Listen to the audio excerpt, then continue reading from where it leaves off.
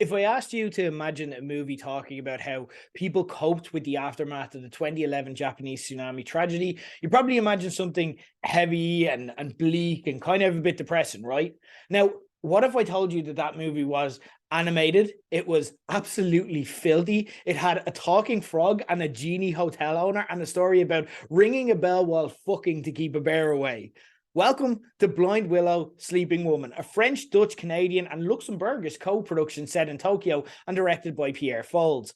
The story adapts and loosely connects 6 short stories by Japanese author Haruki Murakami, all taking place in the immediate aftermath of post-tsunami Japan. Our principal characters that we follow are Kimura and his wife Kyoko, whose marriage has spontaneously combusted in the wake of the tsunami, and both are coping in very different ways. Plus, you've also got mild-mannered debt collector Katagiri, whose unremarkable day-to-day existence is interrupted by the appearance of a talking frog who insists that only he alone can assist him in stopping a devastating impending earthquake caused by a giant worm that will kill up to 300,000 Tokyo residents.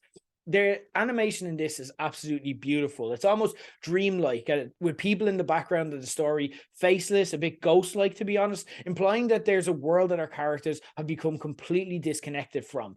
Even seeing it play out is something that I think we can all relate to it on a level. And what's interesting about it is that when you look at what the ghost characters are doing versus where our characters are when they see these ghosts, our characters are probably more the ghosts. They're just the ones that we're following. So the people are probably doing more interesting things. They're engaging with the world, whereas our characters are a bit disengaged. And like I said, that's something that I think all of us will have felt at some stage.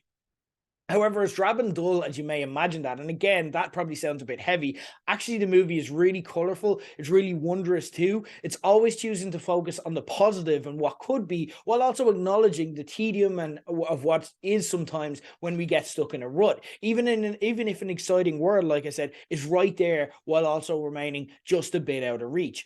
It's like an adult fairy tale in a way, blending the mundanity of real life with the unknowable capability of the mind to turn it into something fantastical and terrifying in equal measure. I'm a real lover, as anyone who knows me well enough will know, of Japanese culture. And for me, even though it's not a Japanese production, it's told by people who very much understand and are passionate about that style of storytelling. And this movie, Blind Willow, Sleeping Woman, is exactly the right amount of batshit insanity and existential profundity that I adore. At one point, a character reflects that what you see with your eyes is not necessarily real, while another implies the real battlefield that we face is in our heads, is in our imagination. And that tips its hat to what the movie's central message is, but in truth, it's really left open to interpretation. The movie doesn't kind of try to push you down into a mental rabbit hole. Despite what I'm saying, again, probably seeming a bit heavy and difficult, it's actually not.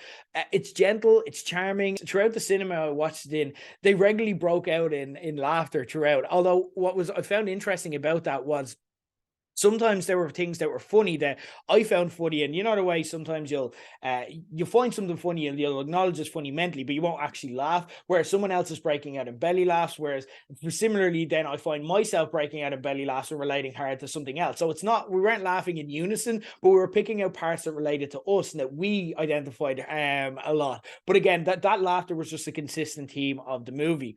I go back kind of to the fairy tale comparison, and fairy tales can sometimes be warm, charming, and just comforting, like a blanket to take you away and stretch your brain out after a tough day. But also with fairy tales, if you look at kind of the meaning behind them and the sentiment and the moral of the story, they can be something that you search for that meaning from, and you can find a deeper resonance if you wish to. That's the experience that I got from Blind Willow, Sleeping Woman. It's a nice, different couple of hours in the cinema, and I really recommend you go see it if anything I've said sounds up your alley.